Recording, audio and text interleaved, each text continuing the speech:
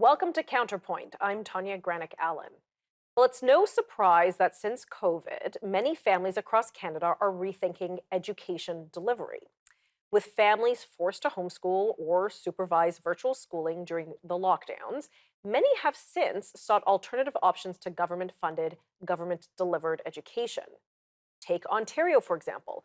According to a Cardis report, the number of independent schools is up by almost 52% since 2013 2014. There are over 154,000 students enrolled in independent schools in Ontario. According to provincial government stats collected by Homeschool.today, in 7 provinces across the country, there has been an average of 49% increase in homeschooling, and that's post COVID. But is the government meeting the needs of parents who are seeking alternative schooling models? If parents are paying into a public system, how are those who choose education alternatives being supported financially? And perhaps the most burning question is why? Why are parents looking elsewhere?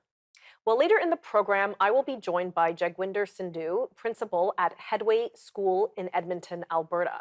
But joining us now is Peter Stock, president of Homeschool Legal Defense Association. Thanks for coming on, Peter. Appreciate your time. So, Thanks for having me. why do you think parents are rethinking education? Well, I think there are a range of factors, and COVID has pushed a lot of them to make the choice that maybe they've been considering for a long time.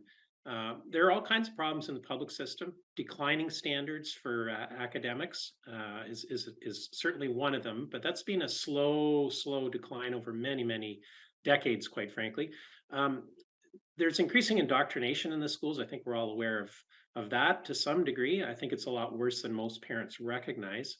And other problems that are related to social anxiety, bullying, um, mistreatment of kids, and so on. And a lot of those things add up to parents not wanting their kids there, and then COVID pushed them a little further. Masks and lockdowns and those sorts of problems. And I think that many parents, when they had the opportunity to oversee their child's education virtually through synchronous learning or asynchronous learning, they're watching their kids' school on an iPad. They probably heard and saw some things that thought, I'm not really sure if that's a good fit for our family, especially when you talk about the social engineering, social indoctrination. There was, when it was sex ed class time, I'm sure a lot of parents were shocked at what their kids were learning. But, the proof is in the pudding. So we've seen that the number of independent schools has steadily been increasing since 2013, 2014. Is this surprising that even, I know you represent the Homeschool Legal Defense Association, but even for independent schools, are you surprised people are, looking outside the box in that regard? Not at all. I think parents are looking for any sort of alternative, quite frankly, and so they've chosen private schools. They've chosen homeschooling. We've seen that in the numbers. They've also chosen something called learning pods, which is kind of a hybrid between the private schooling and homeschooling. Let's say where maybe parents uh, gather together their resources and hire a tutor or something like that. Yes, I've heard of those things. So, what are the latest stats on homeschooling in Canada? Can you share with us some of the ones you might have on Yeah, hand? so since COVID started, we've seen, we believe, over a doubling of the number of homeschoolers in the country. The number really took off the first full school year after COVID hit. That was the 2021 school year.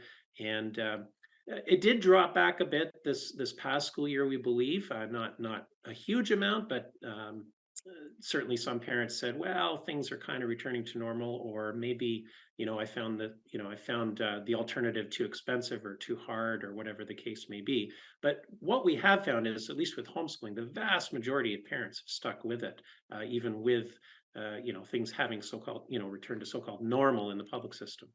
Well, one stat I think I pulled from Homeschool.today, it said, again, the 49% surge post COVID. Again, that's after COVID lockdowns lifted. In Canada, BC, 5.2% of kids are homeschooled. That's a lot of children. Yeah, it's very popular in British Columbia. It's the leading province in Canada. Um, there may be a number of reasons for that. Certainly, when there's a lot of sort of migration across Canada to BC, and I think a lot of families when they change their living situation, and they may also be changing their lifestyle, and they may be willing to consider alternatives. Okay, well, we're going to have to go to commercial break, but when I get back, I want to discuss more about what homeschoolers maybe should expect from their provincial governments. We'll be right back.